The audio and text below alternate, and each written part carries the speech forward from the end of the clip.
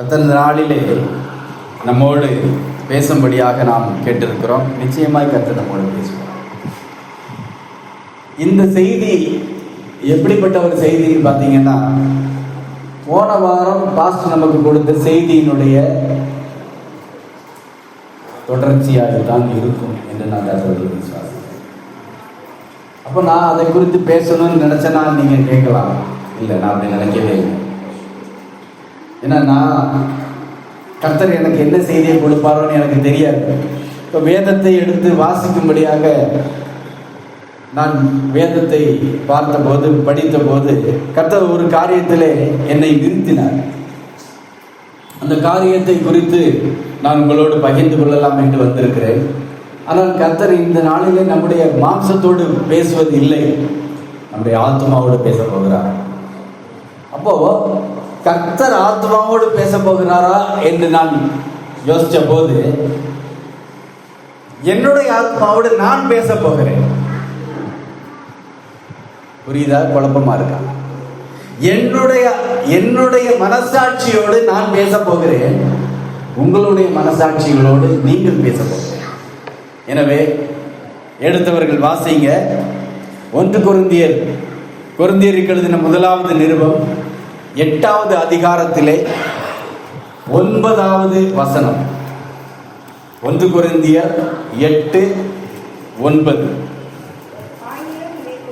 ஆகிலும் இதை குறித்து உங்களுக்கு உண்டாயிருக்கிற அதிகாரம் எவ்விதத்திலும் பலவீனருக்கு தடுக்கலாகாதபடிக்கு பாருங்கள். நான் திரும்ப ஒரு முறை வாசிக்கிறேன், கவனிங்க. ஆகிலும் இதை குறித்து உங்களுக்கு உண்டாயிருக்கிற அதிகாரம் எவ்விதத்திலும் பலவீனருக்கு தடுக்கலாகாதபடிக்கு பாருங்கள் என்று பவுல் கொரிந்து சபைக்கு ஒரு காரியத்தை குறித்து சொல்லுகிறார். இந்த காரியத்தை நேரடியாய் நாம பார்க்கும்போது, முன்னால் இருக்கிற வசனங்களை குறித்து அதை பார்க்கும்போது, அவர் விக்கிரகங்களுக்கு படைக்கப்பட்டதை குறித்து பேசுகிறார். விக்கிரகங்களுக்கு படைக்கப்பட்டதை புசிப்பதை குறித்து பேசுகிறார். ஆனா இந்த வசனத்தை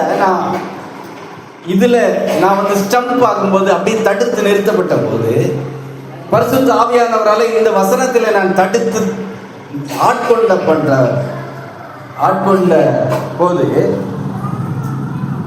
ஆகிலும் இதை குறித்து உங்களுக்கு உண்டாயிருக்கிற அதிகாரம், இதை குறித்து உங்களுக்கு உண்டாயிருக்கிற அதிகாரம், இதை குறித்து உங்களுக்கு உண்டாயிருக்கிற அதிகாரம் என்று திரும்ப திரும்ப கர்த்தர் என்னோட இதில் ஏதோ ஒன்று இருக்கு என்று பேச ஆரம்பித்தார். இதில் இருப்பதை நான் என்ன பண்ணணும்? அறிந்து கொள்ளணும். உங்களுக்கு உண்டாயிருக்கிற அதிகாரம், நல்ல கவனிங்க. அதிகாரம் பலவீனருக்கு தடுக்கலாகாது. அதிகாரம் பலவீனருக்கு தடுக்கலாகாதபடிக்கு. உங்களுக்கு உண்டாயிருக்கிற அதிகாரம் பலவீனருக்கு தடுக்கல் ஆகாதபடிக்கு என்று திரும்ப திரும்ப திரும்ப திரும்ப அதே வார்த்தை வந்துகிட்டே இருந்துச்சு. அப்ப இதை குறித்து நான் சரி, கர்த்தர் இந்த வார்த்தையை நமக்கு எஸ்பெஷலி நான் சபைக்காக கர்த்தர் பேச வேணும் என்று கேட்டபோது இந்த வார்த்தை எனக்கு திரும்ப என்னோட இடைப்பட ஆரம்பித்தது. எனவே இதுக்கு நான் ஒரு தலைப்பை வைத்தேன். என்ன தலைப்புன்னா, am I a stumbling block?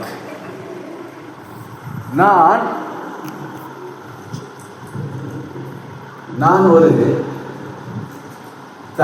தடைக்கல்லாய் இருக்கிறேனா, நான் ஒரு தடைக்கல்லாய் இருக்கிறேனா என்று நான் என்னை குறித்து கேட்டேன், யோசிச்சு பார்த்தேன். அப்போ நம்மில ஒவ்வொருவரும் நான் தடைக்கல்லாய் இருக்கிறேனா? யாருக்கு? விசுவாசத்திலே பலவீனமாய் இருக்கிறவர்களுக்கு. அப்ப கர்த்தர் விசுவாசத்தை துவக்குகிறவரும் முடிக்கிறவருமாய் இருக்கிறார். பைபிள்ல தெளிவா இருக்கு. அவனவனுக்கு பகிர்ந்தளிக்கப்பட்ட விசுவாசத்தின்படியே என்று வசனம் சொல்லுது. அப்போ எனக்கு ஒரு விசுவாசம் இருக்குன்னா அது கர்த்தர் எனக்கு கொடுத்தது. எனவே அந்த விசுவாசத்தை குறித்து நான் மேன்மை பாராட்டல் ஆகாது. கவனிங்க, என்னுடைய இந்த விசுவாசம் எப்படிப்பட்டதாக இருக்கிறது? என்னுடைய விசுவாசம் எப்படிப்பட்டதாக இருக்கிறது? பவுல் சொல்லுகிறார், எவ்விதத்திலும் இது பலவீனருக்கு தடுக்கல் ஆகக்கூடாது. அப்ப நீங்க கேட்கலாம், என்னுடைய விசுவாசம் கர்த்தருக்கு உகந்தது தானே? எனக்கு கர்த்தர் கொடுத்திருக்கிற விசுவாசம் அது எப்படிப்பட்டதாய் மருவி இருக்கிறது? இன்னும் ஸ்ட்ராங்கா எப்படி இருக்குது? அதிகாரமாய் இருக்குது. அதுதானே விசுவாசத்தினுடைய அடிப்படை. அதிகாரம் எனக்கு கொடுக்கப்பட்டுச்சுன்னா என்னிடத்துல எவ்வளவு நம்பிக்கை இருக்கும் இல்லையா? நமக்கு ஒரு பொறுப்பு கொடுக்கப்பட்டிருக்குது. அதை குறித்து நீ இதை பார்த்துக்கொள்ளணும், இதை உன்னை மீறி யாரும் இந்த காரியத்தை செஞ்சிடக்கூடாது அப்படின்னு நமக்கு ஒரு ரைட், ஒரு அதிகாரம் கொடுக்கப்பட்டா அது நமக்கு எப்படிப்பட்டதான ஒரு நம்பிக்கை கொடுக்கும்? எனக்கு இப்படி ஒரு பொறுப்பு இருக்கு, இதை யாரும் மீறாதபடிக்கு எனக்கு அதிகாரம் கொடுக்கப்பட்டிருக்குது, எனவே இதை குறித்து நான் கேட்டா யாரும் என்னை எதிர்கேள்வி கேட்க முடியாது என்கிற ஒரு அழுத்தம் திருத்தமான நம்பிக்கையை நமக்குள்ளது கொடுக்குது. அப்போ நமக்கு கொடுக்கப்பட்டிருக்கிற விசுவாசம் நமக்கு எப்படி நம்பிக்கையை அதிகரிக்க பண்ணி நம்முடைய அதிகாரத்தை தூக்கி பிடிக்க வைக்கிறதோ, அப்படியே நம்முடைய அதிகாரம், நம்முடைய இந்த விசுவாசம் பலவீனருக்கும் நம்பிக்கையும் விசுவாசத்தையும் பெருகச் செய்ய வேண்டும் என்று கர்த்தர் தெளிவாக இருக்கிறார். அப்போ இந்த வசனம் இதை குறித்து நான் பார்க்கும்போது முதல்ல இந்த நேரடியான ஒரு வார்த்தையை குறித்து பார்க்கும்போது அதிகாரம் என்று தெளிவாய் அதில் எழுதப்பட்டிருக்கிறது. எதை குறித்த அதிகாரம் என்று நாம இதில் பார்க்கும்போது நேரடியாய் இது நமக்கு சொன்னது விக்கிரகங்களுக்கு படைக்கப்பட்டதை குறித்து, அதை உண்ணுவதை குறித்து. அப்போ நான் என்னுடைய இந்த விசுவாச வாழ்க்கை, என்னுடைய இந்த ஸ்பிரிச்சுவல் லைஃப், கிறிஸ்துவோடு எனக்கு இருக்கிற இந்த வாழ்க்கை, நான் கிறிஸ்தவன் எனப்படுகிற ஒரு காரியம் எப்படிப்பட்டதா இருக்கணும்? பலவீனத்திலே இருக்கிறவர்களுக்கு பலத்தை கொடுக்கிறதா இருக்கணும். அப்போ இதுல நேரடியாவே சொல்லப்பட்டிருக்குது. என்னது அப்படின்னா, பலவீனமுள்ள சகோதரன் உன் அறிவின் நிமித்தம் கெட்டு போகலாமா? அவனுக்காக கிறிஸ்து மரித்தாரே என்று நேரடியா ஒரு கேள்வி வைக்குது. அப்ப இதுக்கு நான் ரெண்டாவது வரேன். இது முதல்ல நான் அதிகாரத்தை குறித்து பார்க்கிறேன், அதிகாரத்தை குறித்து தியானிக்க போகிறேன். அப்போ 1 கொரிந்தியர் 10வது அதிகாரத்திலே 23வது வசனத்தை எடுத்து பார்த்தோமானால், எல்லாவற்றையும் அனுபவிக்க எனக்கு அதிகாரம் உண்டு, ஆகிலும் எல்லாமும் தகுதியாகிறாது. எல்லாவற்றையும் அனுபவிக்க எனக்கு அதிகாரம் உண்டு, ஆகிலும் எல்லாம் பக்தி விருத்தியை உண்டாக்காது. அதுபோல 9வது அதிகாரத்துல 4வது வசனத்துல பவுல் இப்படி கேட்கிறார், புசிக்கவும் குடிக்கவும் எங்களுக்கு அதிகாரம் இல்லையா? அப்போ நமக்கு ஒரு அதிகாரம் கொடுக்கப்பட்டிருக்கிறது. விசுவாசியாகிய நமக்கு ஒரு அதிகாரம் இருக்கிறது. அந்த அதிகாரம் நமக்கு என்னெல்லாம் செய்கிறது? அந்த அதிகாரம் நமக்கு சபைக்குள்ளே வருவதற்கு கொடுக்கப்பட்டிருக்கிறது. வந்து தேவனை ஆராதிக்க அதிகாரம் கொடுக்கப்பட்டிருக்கிறது. தேவனை ஆராதிக்க மாத்திரமல்ல, செய்தியை, கர்த்தருடைய வார்த்தையை கேட்கிற அதிகாரம் நமக்கு கொடுக்கப்பட்டிருக்கிறது. இன்னும் அதிகப்படியாய் சொல்ல போனால், கர்த்தருக்காக வேலை செய்கிற, ஊழியம் செய்கிற அதிகாரம் நமக்கு கொடுக்கப்பட்டிருக்கிறது. இது என்ன அதிகாரம் நீங்க கேட்டீங்கன்னா, நாம முன்னால இருந்தபடி ஒரு மார்க்கம், இந்த மார்க்கத்திலே அந்த தெய்வம் என்று சொல்லப்பட்டதற்கு, ஊழியம் செய்வதற்கு, வேலை செய்வதற்கு நமக்கு அதிகாரம் கொடுக்கப்பட்டதா அப்படின்னு பார்த்தீங்கன்னா அது ஒரு லிமிட்டேஷன்ல நிற்கும். ஒரு லிமிட்டுக்குள்ளதான் நம்ம என்ன செய்ய முடியும், அந்த வேலையை செய்ய முடியும். அதுக்கு அப்புறம் என்ன பண்ண முடியாது, உள்ளேயும் போக முடியாது, அதுக்கு வேலையும் செய்ய முடியாது. பாஸ்டர் இன்னைக்கு ஆராதனையில சொன்ன மாதிரி இந்த கோயிலிருந்து அந்த கோயிலுக்கு போகுதும்பா. தூக்குற தோல் தான் நம்ம தோல். மேலே உட்காந்துருக்கவன் அவன் தான் மேலே உட்காந்துட்டு என்ன பண்ணுவான், அதோட சேர்ந்து பிரயாணம் பண்ணுவான். ஏண்டா நீ இத்தனை வருஷம் மேலே ஏறி உட்காந்துருக்கேன், இந்த வருஷம் நான் ஏறி உட்காடுறேன். போனேன் இந்த திருவிழாவுக்கு நான் 10,000 ரூபா காணிக்க போட்டுருக்கிறேன், நான் மேலே ஏறி உட்காடுறேன்னு சொன்னால் ஏற விட மாட்டான். இது என்ன விசேஷம், இந்த தூக்குறான்ல 4 பேர், அவன் நம்ம ஆளு தானே, நம்ம கூட சேர்ந்தவன் தானே, அவன் நம்மளை தூக்குவானான்னு கேட்டால் நம்மளை தூக்க மாட்டான். ஏன், அந்த அதிகாரத்தை அங்கே நாம் பெற்றுக்கொள்ளவில்லை. ஆனால் இங்கே நமக்கு ஒரு பெரிய அதிகாரம் கொடுக்கப்பட்டிருக்கிறது. அந்த அதிகாரம் நம்மை கர்த்தருக்காக ஊழியம் செய்ய கொடுக்கப்பட்டிருக்கிறது. அப்ப என்னுடைய அதிகாரம், எனக்கு கொடுக்கப்பட்டிருக்கிற அந்த அதிகாரம் ஒரு நாளும் பலவீனரை பலவீனப்படுத்துவதற்காக கொடுக்கப்படவில்லை. இடித்து போடவல்ல, ஊன்ற கட்டுவதற்கு என்று பவுல் ஒரு இடத்துல சொல்றார். அப்ப எனக்கு கொடுக்கப்பட்டிருக்கிற அதிகாரம், எனக்கு கொடுக்கப்பட்டிருக்கிற இந்த அதிகாரம் எதற்காக கொடுக்கப்பட்டிருக்குதுன்னா, பலவீனரை பலவீனத்திலிருந்து தூக்கி விடுவதற்காகத்தான் கொடுக்கப்பட்டிருக்கிறது. அப்போ பலவீனர்கள் யார் என்று கேட்டா, நான் ஒரு விதத்தில் பலவீனனாக கூட இருக்கேன் இல்லையா? இன்றைக்கு காலையில் எந்திரிச்சு பார்க்கும்போது மழை பெஞ்சு, கடுமையான மழை. கொஞ்ச நேரத்தில் பார்த்தீங்கன்னா மழை அதிகமாயிருச்சு. எனக்கு கடுமையான எரிச்சல். இந்த மழைக்கு நேரங்காலமே இல்லையா, ஞாயிற்றுக்கிழமை தானே வரணும். லிட்டரலாக நான் சொன்ன வார்த்தை உண்மையா சொல்றேன், கற்றுக்கிட்டா பொய் சொல்லுங்க. இந்த மழைக்கு வேற நேரங்காலம் இல்லையா, இன்னைக்கு தான் வரணுமா? ஏன் நாளைக்கு இந்த கொடியை தோடம் பண்ண என்று நான் கேட்டேன்.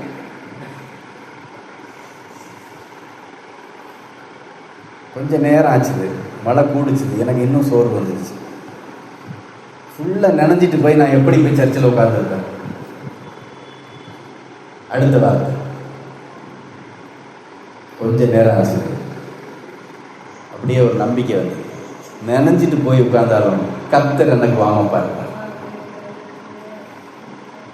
மழை நின்றுச்சு.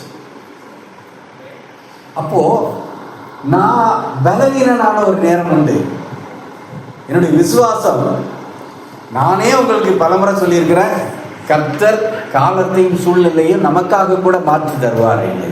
ஆனால் நான் ஒரு பலவீனனாகி நான் என் வாயில வார்த்தையை பேசுறேன், இந்த மழைக்கு நேரம் காலமே இல்லையா? ஆனால் இது கர்த்தர் உண்டாக்கின மழையெல்லாம். அப்ப என்னுடைய வார்த்தை கர்த்தருக்கு விரோதமா எழுப்பப்பட்டது. பலவானாய் எண்ணிக்கொண்டிருக்கிற நானே இன்றைக்கு பலவீனனாய் நிற்கிறேன். இப்ப பலவீனன் யார்? நம்மிலே எல்லாரும் பலவீனர்கள் என்று வேதம் சொல்லுகிறது. ஆனா எனக்கு ஒரு பலன் கொடுக்கப்பட்ட உடனே ஒரு அதிகாரத்தை தூக்கி கொண்டு, நீ ஏன் அப்படி பண்ணல, நான் ஜெபிச்சா எப்படி ஜெபிப்பேன் தெரியுமா, உன் ஜெபம் சரியில்லை. என்னது உன் ஜெபம் சரி? உங்களுடைய ஜெபம் சரியில்லை என்று குற்றப்படுத்துவதற்காக கர்த்தர் என்னை அழைக்கல, உங்களுடைய ஜெபத்தின் காரியங்களை சரிப்படுத்துவதற்காக தான் அழைத்து வைத்தது.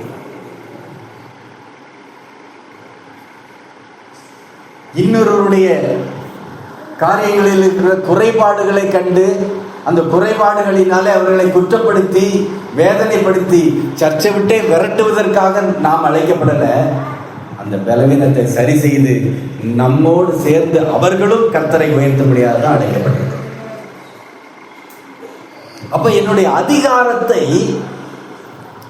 எனக்கு கொடுக்கப்பட்டிருக்கிற அந்த அதிகாரம் ஒரு நாளும் பலவீனனை இன்னும் பலவீனனாக்கி கர்த்தருடைய சமூகத்திலிருந்து வெளியே துரத்தி விடவே கூடாது. பவுல் இதை குறித்து இன்னும் அதிகமாக எனக்கு சொல்லிக் கொடுத்தது என்ன அப்படின்னா, பரிசுத்த ஆவியானவர் சொல்லிக் கொடுத்தது என்னன்னா, இந்த 8வது அதிகாரத்தில் அடுத்த வசனத்தை பார்த்தீங்கன்னா 11வது வசனத்தை வாசிங்களா. அதுல ஒரு விசேஷமான காரியம் இருக்கு. உன் அறிவின் நிமித்தம் கெட்டு போகலாமா? பலவீனம் உள்ள இந்த சகோதரன் உன் அறிவின் நிமித்தம் கெட்டு போகலாமா என்று பவுல் ஒரு கேள்வியை கேட்கிறாரு. 1வது வசனத்தை வாசிங்களா. 8வது அதிகாரம் 1வது வசனத்தை. விக்கிரகங்களுக்கு படைக்கப்பட்டவளை குறித்த விஷயத்தில் நம் எல்லாருக்கும் அறிவு உண்டு என்று நமக்கு தெரியுமே. அறிவு இருமாப்பை உண்டாக்கும், அன்போ பக்தி விருத்தியை உண்டாக்கும். அப்ப எல்லாவற்றுக்கும் எனக்கு அதிகாரம் உண்டு, ஆனால் எல்லாமும் பக்தி விருத்தி கேட்டுதான் இருக்காது. அப்ப இந்த அறிவு எனக்கு இருமாப்பை உண்டாக்கினால் இருமாப்பு இருக்கிற இடத்துல பக்தி விருத்தி உண்டாகாது. அப்போ விக்கிரகங்களுக்கு படைக்கப்பட்டவளை குறித்த அந்த விஷயத்தில் ஒரு அறிவு எனக்கு கொடுக்கப்பட்டிருக்கிறது. ஆனா அந்த அறிவு என்ன பண்ணிடக்கூடாதுன்னு பவுல் சொல்ல வர்றாரு அப்படின்னா, அந்த அறிவு பலவீனமாய் இருக்கிறவர்களுக்கு இடறுகிற கல்லாய் மாறிவிடக்கூடாது.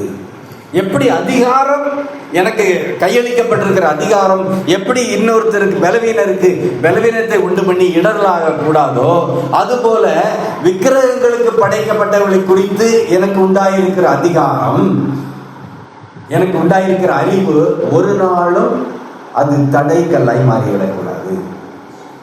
எப்படின்னா, இப்பதான் நேரடியா இந்த விஷயத்துக்கு அவர் வர்றாரு. என்னதுன்னா, லூக்கா 11வது அதிகாரத்தில் 52வது வசனத்தை பாருங்க. லூக்கா 11:52.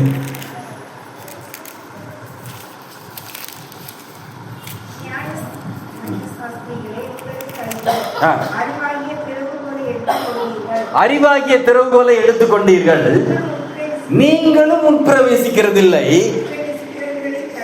உட்பிரவேசிக்கிறவர்களையும் தடை பண்ணுகிறீர்கள் என்றார். அப்போ அறிவை தூக்கி பிடிக்கும் போது நீங்க நல்லா கவனிக்கணும். சில விஷயங்களை நாம என்ன செய்யறோம்னா, வேத அறிவு சில நேரங்களில் நம்மள இருமாப்பை கொண்டு வருகிறதுனால அறிவாகிய திறவுகோலை எடுத்துக்கொள்கிறோம். அப்போ இயேசு இந்த விஷயத்துல இந்த வசனத்துல ஒரு காரியத்தை நமக்கு தெரியப்படுத்துகிறார். நியாய சாஸ்திரிகள் என்ன பண்றாங்களா, அவங்க அறிவை பெற்றிருக்கிறாங்க. அவங்க அறிவை பெற்றதுனால அந்த திறவுகளை என்ன பண்ணிடுறாங்க, இன்னொருத்தன் உள்ளே பிரவேசிக்க கூடாதபடிக்கு பூட்டி வச்சிடறாங்க. நீங்க நிறைய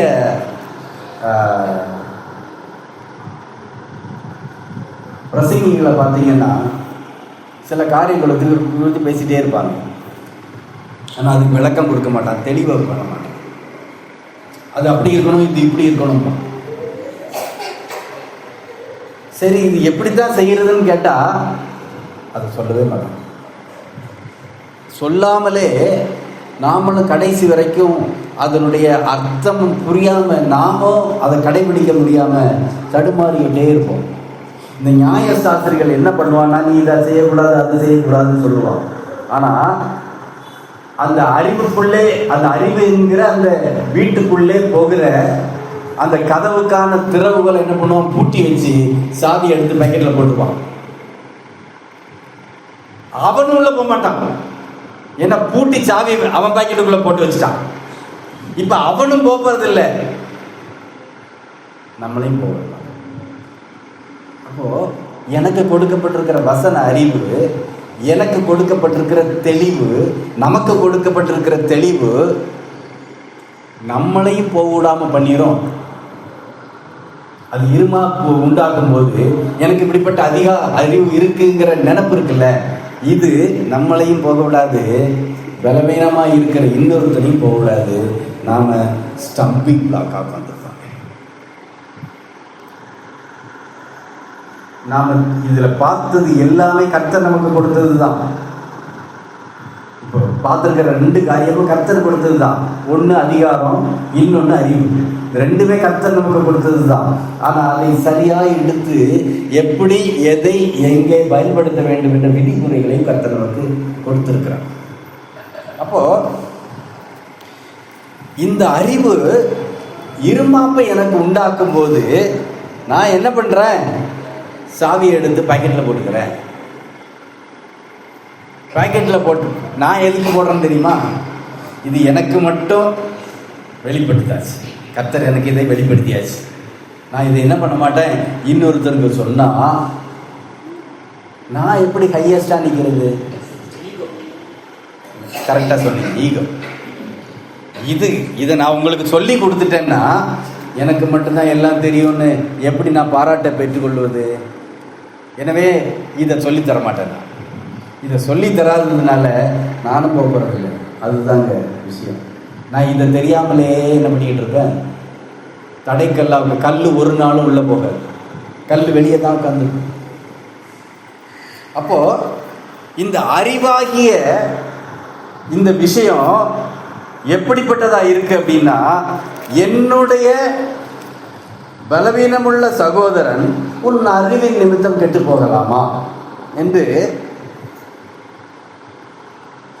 பவுல் கேள்வி கேட்கிறார். அடுத்தது பார்த்தீங்கன்னா 1 கொரிந்தியர் 11வது அதிகாரத்தில் 17வது வசனத்தை வாசிங்க. 1 கொரிந்தியர் 11:17. நீங்கள் கூடி வருவது நன்மைக்கு ஏதுவாய் இல்லாமல் தீமைக்கு ஏதுவாய் இருக்கிறது. Hello, mic testing. நீங்க எதுக்கு கூடி வந்தா? நன்மை. மொத்தத்துல ஆல் ஓவர் நன்மையும் கிருபையும் என்னை தொடரும். அதானே, அதுக்குதானே வந்தோம். நான் பவுல் சொல்றாரு, நீங்கள் கூடி வந்தது தீமைக்கு எதுவா இருக்கு. என்னடா இது, பைபிள்ல நல்லது சொல்லுவாருன்னு பார்த்தா, அப்போ எதனால இதை சொல்றாருன்னு பார்க்கும்போது தான் அங்க ஒரு காரியத்தை அவர் வெளிப்படுத்துறாரு. 20வது வசனத்தை பார்த்தா, நீங்கள் ஓரிடத்தில் கூடி வரும்போது அவனவன் தன் தன் சொந்த போஜனத்தை முந்தி சாப்பிடுகிறான். இது எதை காட்டுது? எதை காட்டுது? சுயநலத்தை காட்டுது. சுயநலத்தை மாத்திரம் காட்டாம சகிப்புத்தன்மை இல்லாததை காட்டுகிறது. இன்னொன்று முக்கியமாய் ஒன்றை காட்டுகிறது, பார்ஷியாலிட்டி காட்டுகிறது. சபைக்குள்ளே பார்ஷியாலிட்டி. அப்போ ஆகிலும் இதை புகழாமல் இதை குறித்து உங்களுக்கு கட்டளை கொடுக்கிறேன்னு சொல்லவர், நீங்கள் கூடி வருதல் நன்மைக்கு ஏதுவாக இருக்க வேண்டும் என்று அக்கறையோட தான் சொல்லுகிறார். அதனால நீங்கள் ஓரிடத்தில் கூடி வரும்போது அவனவன் தன் தன் சொந்த போஜனத்தை முந்தி சாப்பிடுகிறான். ஒருவன் பசியாயிருக்கிறான், ஒருவன் பெரியாயிருக்கிறான். அப்போ நாம சபைக்குள்ள போன வாரம் இதே தான், கிட்டத்தட்ட இதே தான் பார்த்தோம். சபைக்குள்ள பார்ஷியாலிட்டி. எங்க சபையில எங்க பார்ஷியாலிட்டி இருக்கு அப்படின்னு இந்த வசனத்தை குறித்து எனக்கு இருக்கான்னு எனக்கு தெரியல. ஆனா நம்முடைய இருதயத்திலே, நான் அதனால தான் முதல்ல சொன்னேன், நான் என் மனசாட்சியோட பேசிக்கிட்டு இருக்கிறேன், நீங்க உங்க மனசாட்சியோட பேசுங்க. நான் உங்களுக்கு செய்தி கொடுக்கவில்லை, உங்கள் மனசாட்சி உங்களுக்கு செய்தி கொடுக்க. ஏன் மனசாட்சி கர்த்தர் கொடுத்து. மனசாட்சியிலே யார் இருக்கிறார்? பரிசுத்த ஆவியானவர் இருக்கிறார். அப்போ மனசாட்சி, என்னுடைய மனசாட்சி என்னோட பேசிக்கிட்டே இருக்குது. நான் யாரை உயர்வா நினைக்கிறேன், யாரை தாழ்வா நினைக்கிறேன், இவங்களுக்கு இது முக்கியம் இல்லை, இவங்களும் முக்கியம் இல்லைன்னு யாரை நினைக்கிறேன்? இதை குறித்து நீங்களே உங்களை கேட்டுக்கொள்ளுங்கள். நான் உங்களை கேட்பது சரியல்ல. நான் என்னை கேட்பது சரி, நீங்கள் உங்களை கேட்பது சரி.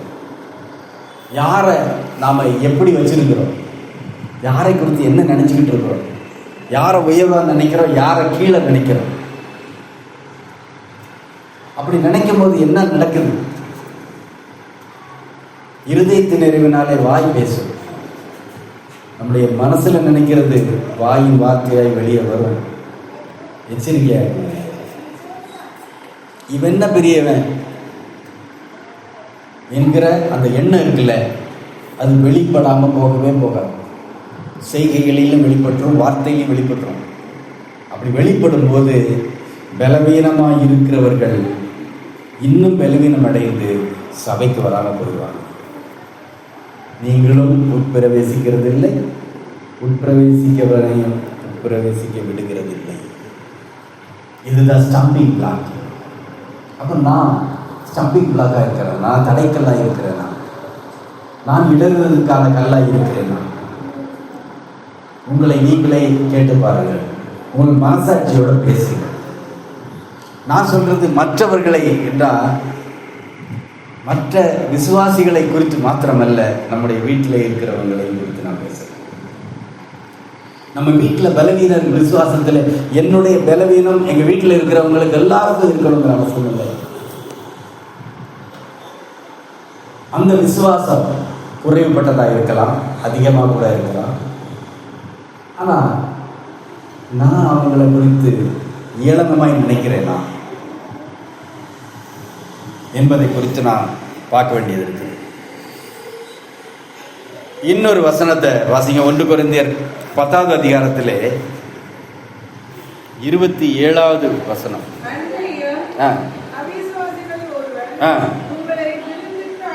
விருந்துக்கு அழைக்கும் போது போக உங்களுக்கு மனதிருந்தால் மனசாட்சி நிமித்தம்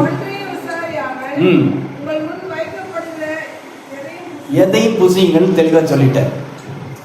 நாம ஒரு வீட்டுக்கு விருந்துக்கு போறோம் இல்லையா, நம்ம ஃப்ரெண்டு வீட்டுக்குன்னு வச்சுக்கோங்களேன், விருந்துக்கு போறோம். அப்புறம் ஜாதியாரா இருக்கிறாங்க, பெரும்பாலும் அப்படித்தான் இருக்கிறாங்க. ஆனா அவங்க நம்ம மேல வைத்த அன்பின் நிமித்தம் எங்க வீட்டுல நீங்க பொங்கல் நீங்க வாங்கன்னு கூப்பிடுறாங்க, தீபாவளி வாங்கன்னு கூப்பிடுறாங்க. அன்பின் நிமித்தமா கூப்பிடும்போது என்னங்க பண்ண முடியும்? இல்லை இல்லை, நாங்கள் வேற கூட்டம், நாங்கள் வேற கூட்டம், எங்களுக்கு 3 கொம்பு இருக்கு, வர முடியாதுன்னு சொல்லுவாங்க.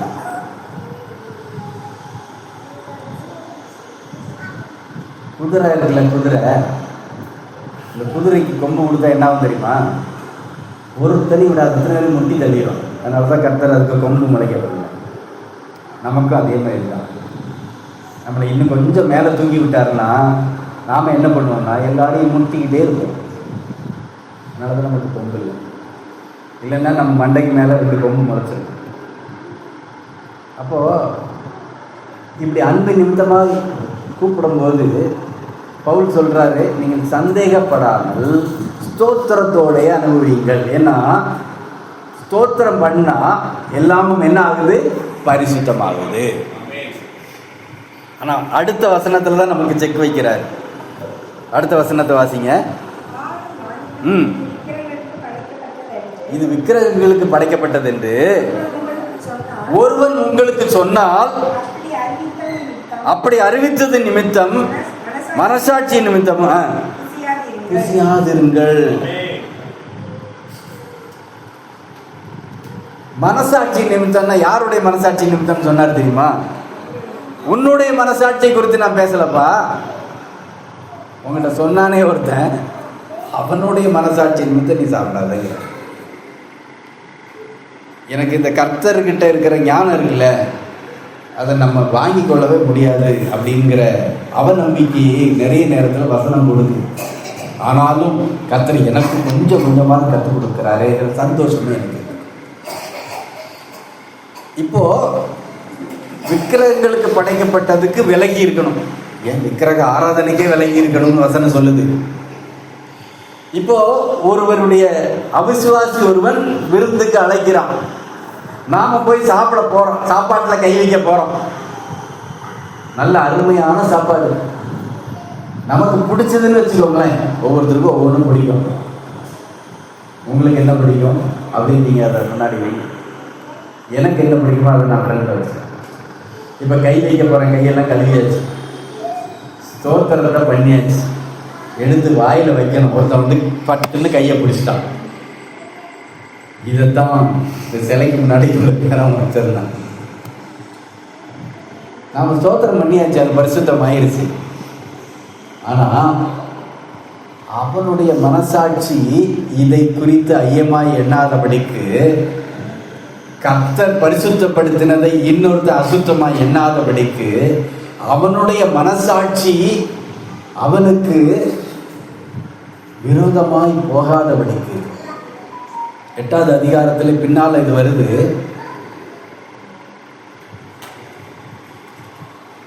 அப்போ விக்கிரகங்களுக்கு படைக்கப்பட்டது என்று உங்களுக்கு ஒருவன் சொன்னால் அவன் அறிவித்தது நிமித்தம், மனசாட்சி நிமித்தம்.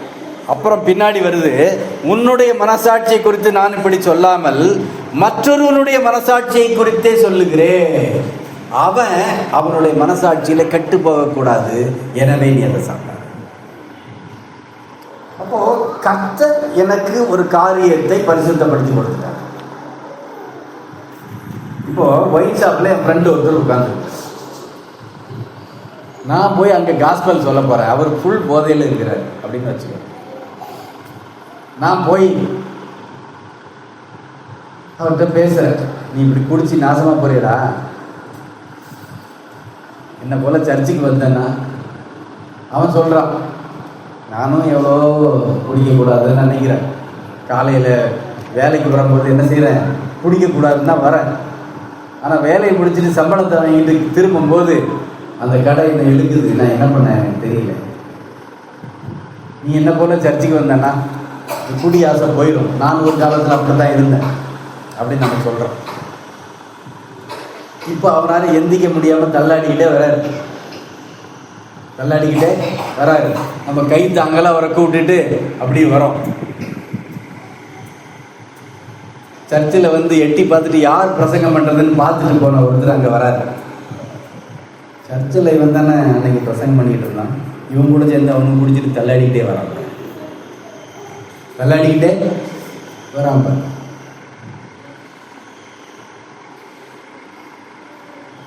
கர்த்தர் பரிசுத்தப்படுத்தினதை இன்னொருடைய மனசாட்சியை அசுத்தப்படுத்தலாம். அப்போ இதிலே ஞானம், கர்த்தர் கொடுத்த அறிவு அல்ல, கர்த்தர் கொடுத்த ஞானத்தை அதில் பயன்படுத்தும் போது முழு போதையில் இருக்கிறவனுக்கு சுவிசேஷம்னா ஏறாது. எனவே நாம் செய்ய வேண்டிய காரியத்தை, நல்ல காரியத்தை செய்ய வேண்டிய நேரத்தில் செய்யும் போது அது நன்மையை கொடுக்கும். அங்கே மனசாட்சியிலே சூடுண்டாகாது. அப்போ என்னுடைய நன்மையான காரியம் இன்னொருவனுக்கு இடரெல்லாம் மாறி இருக்கக்கூடாது. இவன்லாம் பிரசங்கம் பண்ணுவான், ஆனா இவனும் சேர்ந்து குடிப்பான். ஒருத்தர் என்கிட்ட கேட்டாரு, சரக்கு அடிப்பீங்க, அதுவும் சென்னை பாஷையில் கொஞ்சம் வித்தியாசம். சரக்குன்னு தெளிவாக வச்சுக்கலாம். சரக்கு அடிப்பீங்க, அடிக்க மாட்டாங்க. அப்படியா? நீங்க சர்ச்சில் போயிருந்தோம் பாதிக்கலாம். நாம என்னமோ ஆம்பளையும் பொம்பளையும் சரக்கு அடிச்சுட்டு தள்ளாடிக்கிட்டு கேமரா டான்ஸ் ஆடுற மாதிரி நம்மகிட்ட பார்த்து என்ன கேள்வி கேட்கலாம். சர்ச்சில் இந்த வயலாம்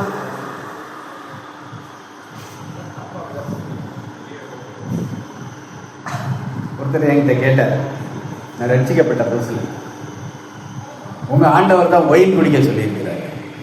எனக்கு அப்போ தலை சுத்திருச்சு. எனக்கு உண்மையில தெரியாது. திராட்சரசம்னு போட்டிருக்கு. இது இங்கிலீஷ்ல ஒயின்கிற பதத்தை பயன்படுத்தினது எனக்கு தெரியாது. நான் இங்கிலீஷ் பைபிள் எடுத்து வாசிச்சு பார்த்தது இல்லை. இப்போ எனக்கு டக்குன்னு தோணுச்சு, அது WINE நீங்க குடிக்கிறது, இது VINE அப்படின்ட்டேன். பட்டுன்னு அவர் ஓ அப்படின்ட்டார். அன்னைக்கு அவருக்கு தெளிவிச்சாச்சு. ஆனால் ஒவ்வொருத்தருக்கா நாம் போய் தெளிவிக்க முடியாது.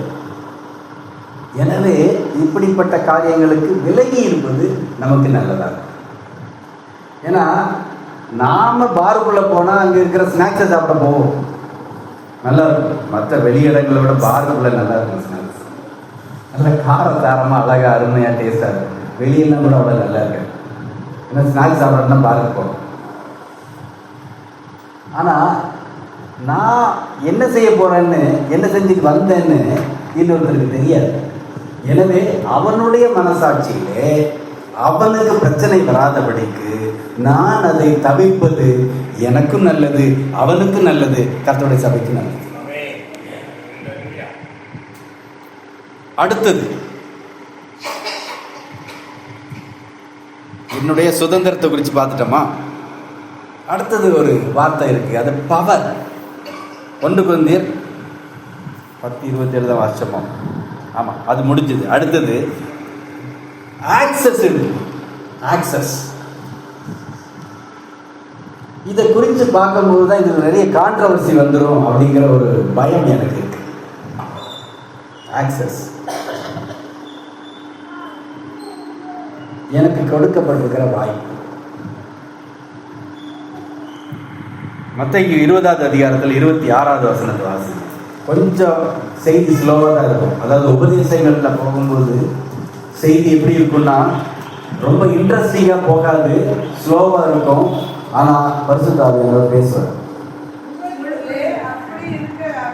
வாசிங்க.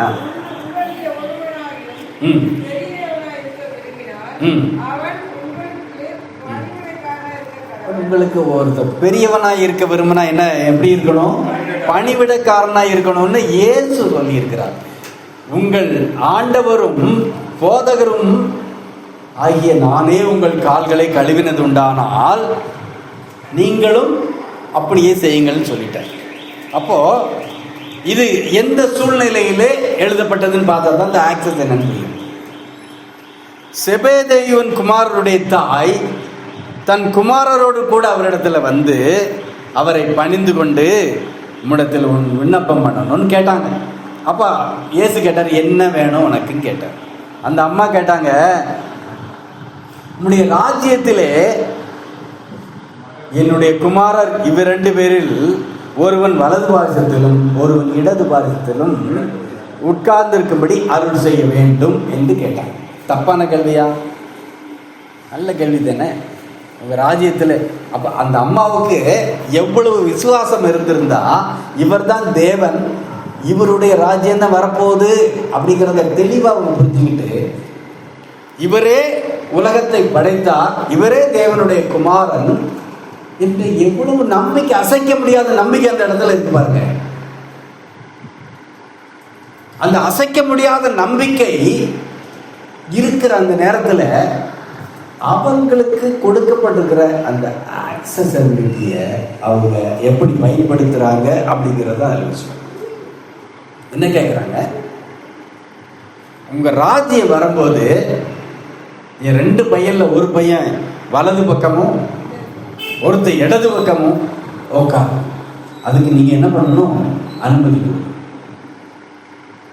கர்த்தர் கொடுத்தாரா கேட்டா அவர் அதுக்கு தான் சொல்றாரு. என்ன சொல்றாரு? உங்களுக்குள்ளே அப்படி இருக்கலாகாது. அந்த அம்மா கேட்ட கேள்வி சாதாரண கேள்வி இல்லைன்னு அவரே சொல்லிட்டாரு. நீ என்ன கேட்கறனே தெரியாம கேட்டுக்கிட்டு இருக்கிற. ஏன்? நான் உங்களுக்கு கொடுத்திருக்கிற அந்த அந்த ஆக்சசபிலிட்டி, அதாவது அந்த வாய்ப்பு, நீங்கள் என்னோடு இருக்கும்படிக்கு கொடுக்கப்பட்ட அந்த வாய்ப்பு, நீங்கள் விரும்பினால் என்னை விட்டு பிரியக்கூடாதபடிக்கு நான் உங்களுக்கு கொடுத்திருக்கிற அந்த வாய்ப்பை நீங்க தப்பா பயன்படுத்துறீங்க. இப்ப சபையில எனக்கு ஒரு வாய்ப்பு கொடுக்கப்பட்டது. அப்போ இந்த சபையில எத்தனையோ பேருக்கு விருப்பம் இருக்குது. நான் பிரசங்கம் பண்ணணும், நான் பாட்டு பாடணும், நான் ஆராதனையை லீட் பண்ணணும், நான் திருவிருந்து எடுத்து கொடுக்கணும், இன்னும் சபைக்கு நான் போதகராக இருக்கணும், சபையில் என்னுடைய யோசனைகள் வரணும். இப்படி அநேகருக்கு அநேக ஆசை இருக்கு. ஆனால் அதில் ஒரு சிலருக்கு மாத்திரம்தான் அதற்கான வாய்ப்பு இருக்கு. வாய்ப்பு கொடுக்கப்பட்டிருக்கு, வாய்ப்பு இருக்குன்னு சொல்லல, வாய்ப்பு கொடுக்கப்பட்டிருக்கு. ஏற்ற காலம் வரும்போது இன்னும் கொஞ்சம் பேருக்கு கொடுக்கப்படலாம். ஏற்ற காலம் வரும்போது அனைவருக்கும் கூட கொடுக்கப்பட வாய்ப்பு உண்டு. ஆனா இன்னைக்கு எனக்கு ஒரு ஆக்சசிபிலிட்டி இருக்கும்போது நான் அதை இன்னொருத்தருக்கு இடையூறாய் எடுத்து பயன்படுத்திடவே கூடாது. அப்போ இந்த மற்ற 24வது வசனம் சொல்லுது, மற்ற 10 பேரும் அதை கேட்டு அந்த இரண்டு சகோதரர் மேல் எரிச்சலானார்கள் என்று எழுதப்பட்டிருக்கிறது. நீங்கள் கூடி வருகிறது நன்மைக்கு ஏதுவாக அல்ல, தீமைக்கு ஏதுவாக இராதபடிக்கு பார்த்து கொள்ளுங்கள். அப்படின்னா 12 பேர் கூடியிருந்தா 12 பேருக்கும் கர்த்தருடைய சமூகம் நன்மையா இருக்கணுமே தவிர 2 பேர் பிரிஞ்சு நின்று 10 பேர் அவர்களுக்கு எரிச்சல் உண்டாக்குகிறபடிக்கு அது மாறிவிடக் கூடாது. நமக்குள்ளே அது எனக்கு கிடைச்சிருக்கிற அந்த வாய்ப்பு உங்களுக்கும் எனக்கும் பிரிவினை உண்டாக்கிடக்கூடாது. அப்ப நான் அதை எப்படி இருக்கணும்? அதுல ஞானமாய் நடந்து கொள்ளணும். எனக்கு கொடுக்கப்பட்டிருக்கிற வாய்ப்பு இன்னொருக்கு கொடுக்கப்படாததுனாலே நான் அவர்களை தாழ்வாய் நினைத்து அவர்களை ஏளனமாய் நினைக்கிற ஒரு காரியம் எனக்குள்ளே வந்ததானால் நான் என்ன பண்ணுவேன்? துணிகரமாய் சில காரியங்களை செய்ய துணிவேன். அதாவது உலகத்தில் இருக்கிற ப்ரீச்சர்ஸ் நிறைய பேர் இருக்காங்க. நான் பைபிள் ப்ரீச்சர்ஸ் சொல்லலை. இந்த உலகத்தில் நிறைய பேர் பிரசங்கம் பண்றாங்க, வேற வேற டாபிக். அவங்கெல்லாம் ஒன்று நினைச்சுப்பாங்களா? என்ன தெரியுமா நினைச்சுப்பாங்களா? எனக்கு முன்னால இருக்கிறவங்க அவ்வளவு பேரும் முட்டாள்கள் அப்படின்னு நினைச்சுப்பாங்க. எனக்கு முன்னால இருக்கிறவங்க எல்லாம் முட்டாள்கள், முட்டாள்களுக்கு மத்தியிலே நான் நின்று பேசிட்டு இருக்கேன்னு நினைப்பாங்க. ஆனால் கர்த்தருடைய சபையில அப்படி செய்யலாகாது. எனக்கு முன்பாக இருக்கிறவர்கள் கர்த்தருடைய சரீரத்தின் அவயவங்கள். இதை ஒன்றை குறித்தும் நாம் ஒரு காலமும் இழிவாய் எண்ணல் ஆகாது.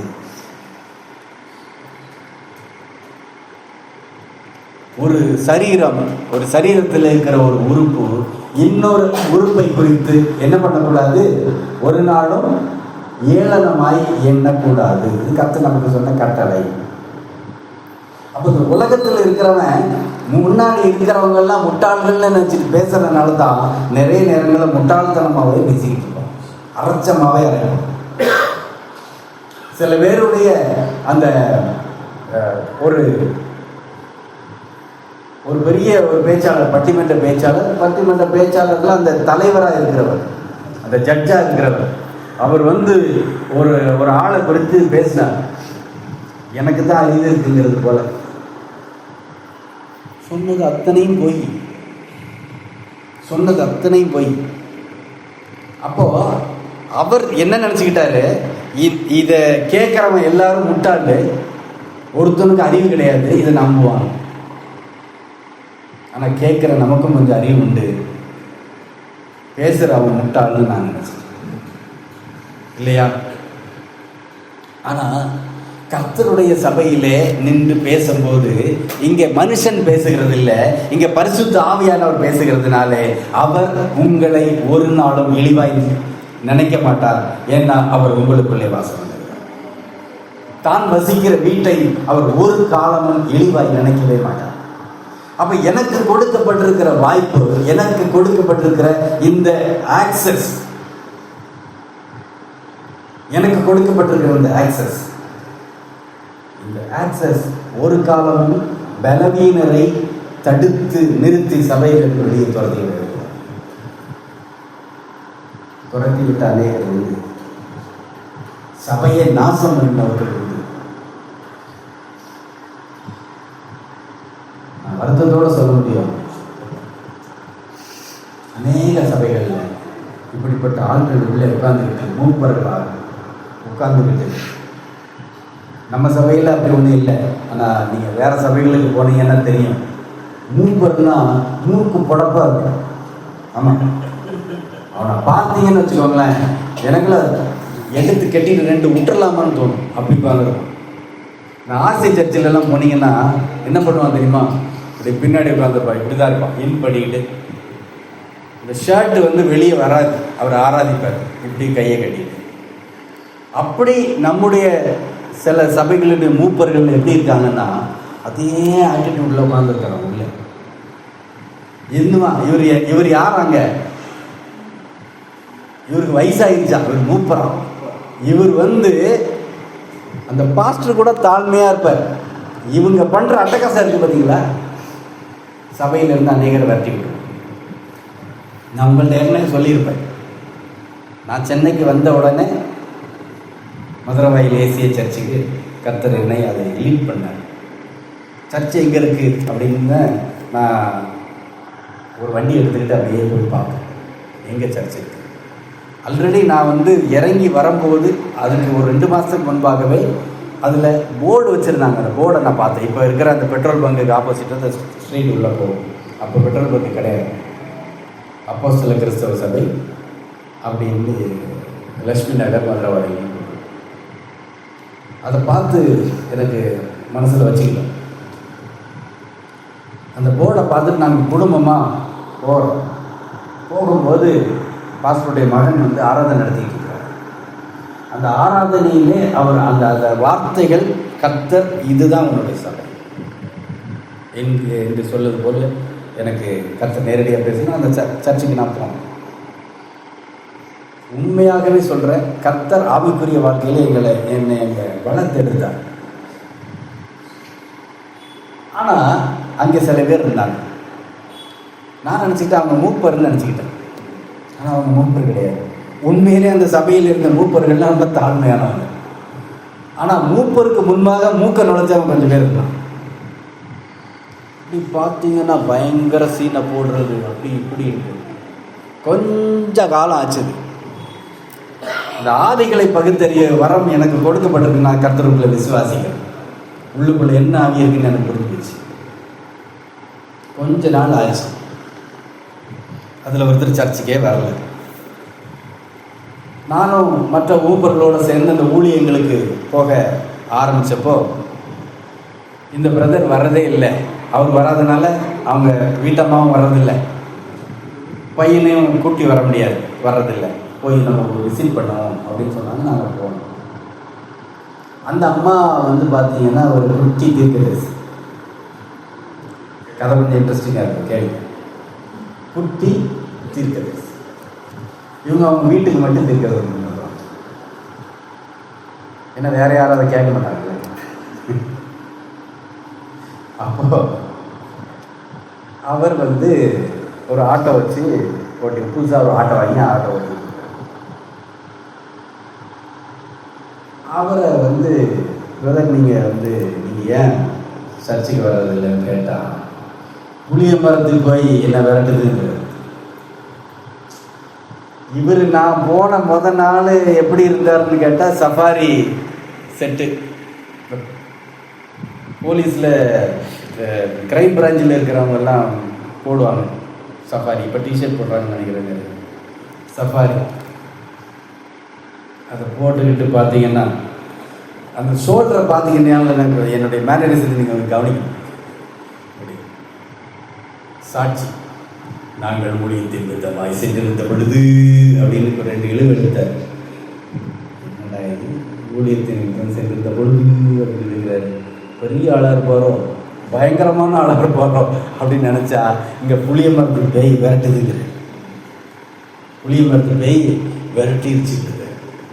நீங்கள் ஏங்க சர்ச்சுக்கு வரல அப்படின்னு கேட்டால், புளிய மரத்துலேருந்து பேய் இறங்கி விரட்டுச்சுன்னா அதுக்கு எதுக்கு சம்மந்தம் இருக்கு இருக்கா? புளிய மரத்தில் பேய் விரட்டினா சர்ச்சுக்கு தானே வரணும். நீ சர்ச்சுக்கு வராமல் போயிட்ட, சர்ச்சுக்கே வரலங்க, அதோட நின்று போச்சு, அதோட முடிஞ்சு போச்சு. Chapter close. இன்னொருத்தர் அதே மாதிரி தான் பயங்கரமாக சீனை போட்டார். கொஞ்ச நாளாச்சு.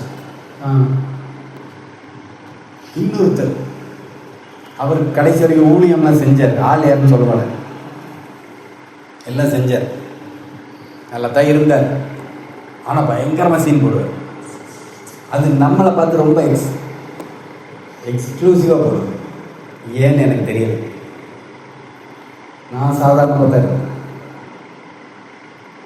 ஒரு நாள் நாங்கள் எல்லாரும் பேயே அப்படின்னு சொல்லிக்கிட்டு இருக்கிற ஒரு பொண்ணுக்கிட்ட போய் தலையை கொடுத்தார் ஜெபம் பண்ணுறது. என்ன இவங்கெல்லாம் அவங்கள தீர்க்கதரிசின்னு நம்பிட்டு இருந்தாங்க. எங்கள் அந்த சர்ச்சில் இருக்கிற சின்ன வாலிப பசங்க இருக்காங்கல்ல, அவனுக்கு கூட தெரிஞ்சு போச்சு இது பேயின்னு. சர்ச்சில் மூப்பராக இருந்த ஒருத்தருக்கு இது பேயின்னு தெரியாமல் அங்கே கொண்டு தலையை கொடுத்து என்ன பண்ணிட்டு இருந்தார், ஜெபம் பண்ணுறதுக்கு கொடுத்துட்டு இருந்தார். அந்த அவரோட மனைவி இருக்காங்க, அந்த அம்மா என்கிட்ட சொன்னாங்க, இந்த ஆளை பாருங்க, அவர்கிட்ட போய் அவர்கிட்ட போய் தலையை கொடுத்துட்டு இருக்கிறார், இவருக்கு அறிவு இருக்க. என்னது, எனக்கு கொடுக்கப்பட்டிருக்கிற வாய்ப்பு இருக்குல்ல, இந்த வாய்ப்பு சில நேரங்களில் என்னை பைத்தியமாக மாற்றிடும், என்னை பைத்தியமாக காட்டும். நான் நினச்சிக்கிட்டு இருப்பேன் நான் தான் பெரிய ஆளுன்னு. ஆனால் அந்த வாய்ப்பு கர்த்தருக்கு விரோதமாக போகும்போது கர்த்தர் பைத்தியமாக மாறப்படுவார். எனக்கு ஒரு வாய்ப்பு கொடுக்கப்பட்டிருந்த அந்த வாய்ப்பை நான் கரெக்டாக பிடிச்சிக்கிட்டேன்னு வச்சுக்கோங்களேன், ஆக்சஸ் அதை கரெக்டாக நான் பயன்படுத்தினேன்னா நான் இன்னும் அதிகமாக கர்த்தர் என்னை வளர்ந்தேறப்படுவார். அப்படி சில நேரங்களில் கர்த்தர் கிருபையாய் நம்மை காத்து கொண்டதுனால இவங்களை பார்த்து நம்ம பயப்படலை. இவங்க எத்தனை பேர் விரட்டினாங்களோ எனக்கு தெரியாது.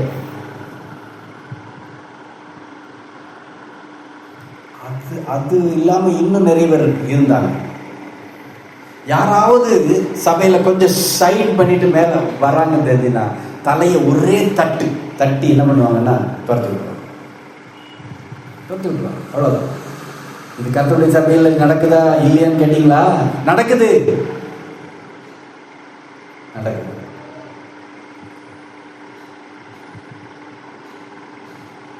பெரிய சபையில் நம்மளுடைய ஏசிய சபை சொல்லியே சொல்கிறேன், எனக்கு ஒன்றும் பயம். ஏசிய பெரிய சபையில் இலக்கியாவுக்கு ஞானஸ்தான சர்டிஃபிகேட் வாங்குறதுக்காக உள்ளே போகணும்.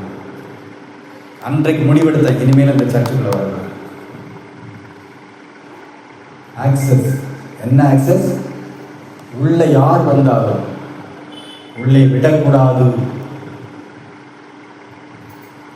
சபையில் அழைக்கப்பட்டிருந்த ஒருத்தவங்களும் சொல்றாங்க, கர்த்தர் அழைச்சிருந்த ஒருத்தவங்க அந்த வார்த்தையை பேசணும். சபைக்குள்ள சபை நேரங்களை தவிர வேற யார் வந்தாலும் ஐடி கார்டோட தான், அவங்க கொடுத்துருக்கிற ஐடி கார்டு தவிர வருவாங்க. என்னது? கர்த்தருடைய சபைங்க, கர்த்தருடைய சபை எப்படி நாசம் பண்ணி வச்சாங்க தெரியுமா? ரொம்ப வருத்தமா இருந்தது எனக்கு. எப்படி இருந்த இடம் எப்படியா மாறி போச்சு? ஏன்? ஆக்சஸ். அவங்களுக்கு கொடுக்கப்பட்டிருந்த அந்த ஆக்சஸ் இருக்குல்ல, அதை அவங்களை கெடுத்து குட்டிச்சவராக்கி சபையிலே அநேகரை இடரப் பண்ணியது. நான் யார் தெரியுமா அப்படிங்கிற அந்த ஆக்சஸ். உங்களில் ஒருவன் பெரியவனாய் இருக்க வேண்டும் என்று விரும்பினால் அவன் முதலாவது உங்களுக்கு பணிவிடைக்காரனாய் இருப்பானாக. யார் பெரியவன்? பணிவிடைக்காரே பெரியவன். அப்போ என்னுடைய இந்த ஆக்சஸ் இன்னும் சில பேருக்கு இடரலாய் மாறுதா மாறலையா அப்படிங்கிறத குறித்து நான் பார்த்துக்கிட்டே இருக்கேன், கவனமாக இருக்கணும்.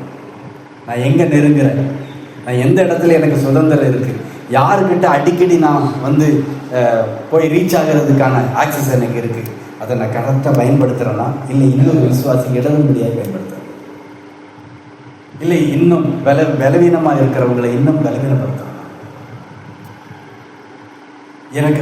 எனக்கு கொடுக்கப்பட்டிருக்கிற இந்த ப்ரிவிலேஜை நான் எப்படி வச்சிருக்கிறேன்? என்கிட்ட கேட்டால் ப்ரிவிலேஜ் நினைக்காம இருக்கிறது தான் பெரிய ப்ரிவிலேஜ். அதை நாம் எடுத்து ஆஹா எனக்கு தான் அப்படின்னு நான் நினச்சிட்டேன்னா ஒருவேளை நிச்சயமாக இன்னும் 2 பேருக்கு நான் இடரெல்லாம் மாறிடுவேன். அப்போது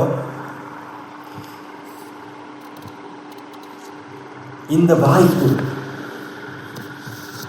மனசாட்சி என்ன பண்ணும்? முன்படுத்திக்கிட்டே இருக்கும்.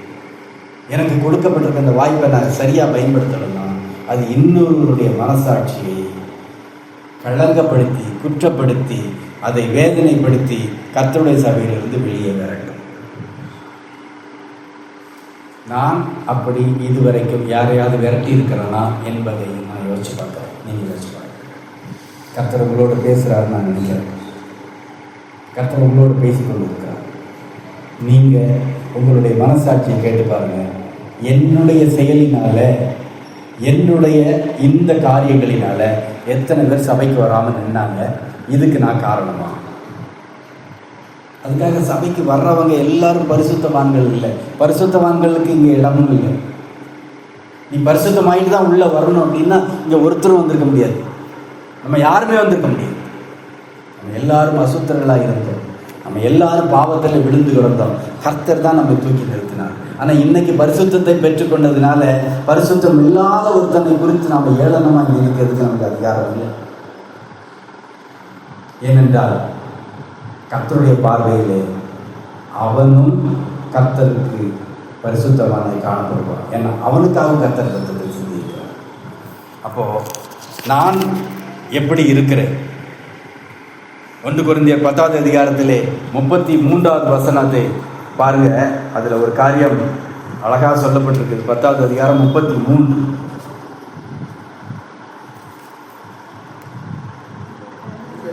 நீங்களும் யூதருக்கும் கிரேக்கருக்கும் தேவனுடைய சபைக்கும் இடர்களாக இருந்தது. யூதர்னா அழைக்கப்பட்டு தெரிந்து கொள்ளப்பட்டவங்க, கிரேக்கர்னா புறஜாதியா, கர்த்தருடைய சபை என்பது இவர்கள் எல்லாரும் ஒன்றாக இருக்கிறது தான். கர்த்தருடைய சபைக்கு நீங்கள் இடர்களாக இருக்கிறீர்கள்.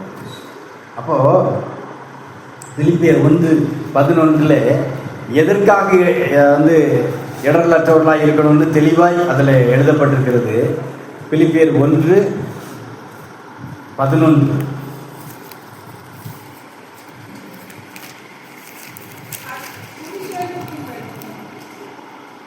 1:11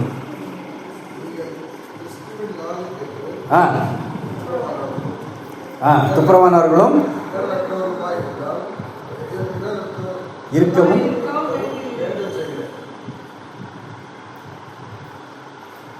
என் டைமுக்கு வந்துட்டோமா?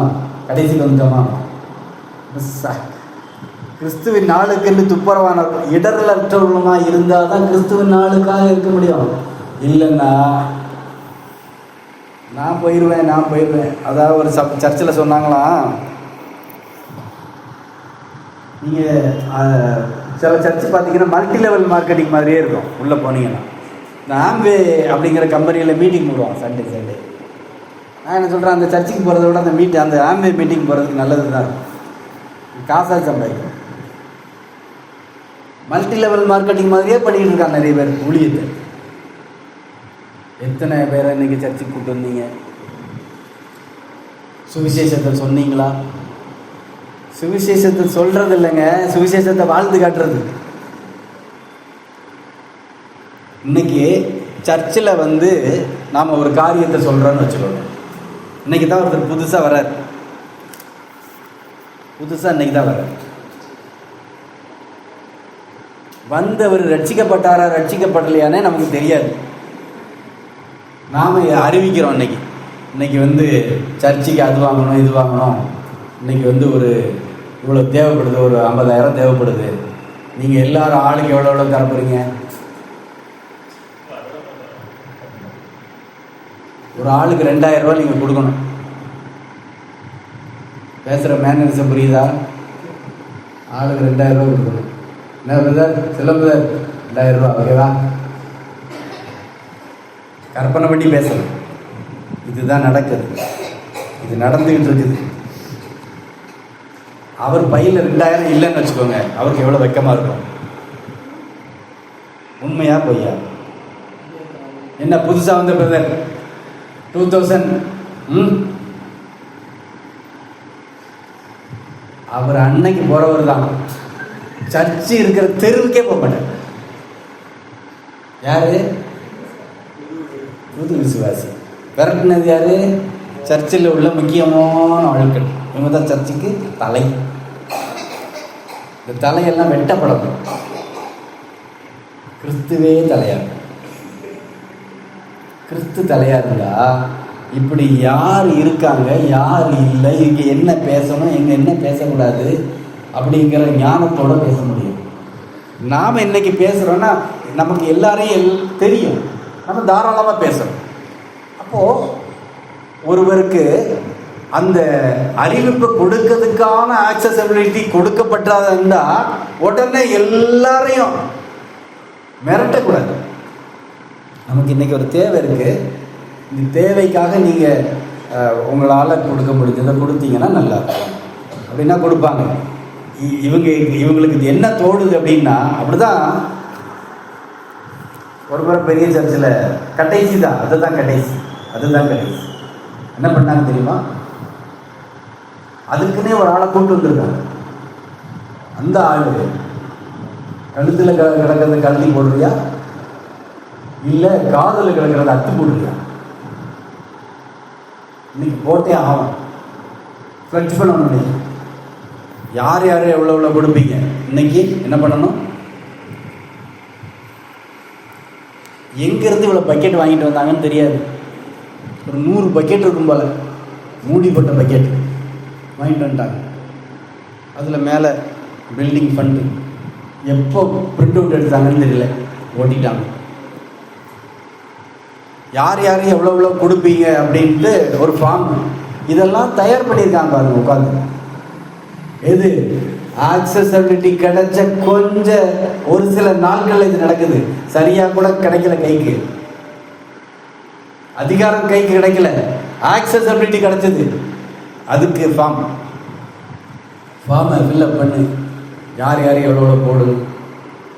ஃபார்ம் இன்னைக்கு காசு இல்லைன்னா ஃபார்ம் போடுங்க, காசு இல்லைன்னா கழட்டி போடுங்க. அன்னைக்கு தான் ஒரு 10 பேர் வந்திருந்தாங்கன்னு வச்சுக்கோங்களேன், புதுசாக சர்ச்சிங்க.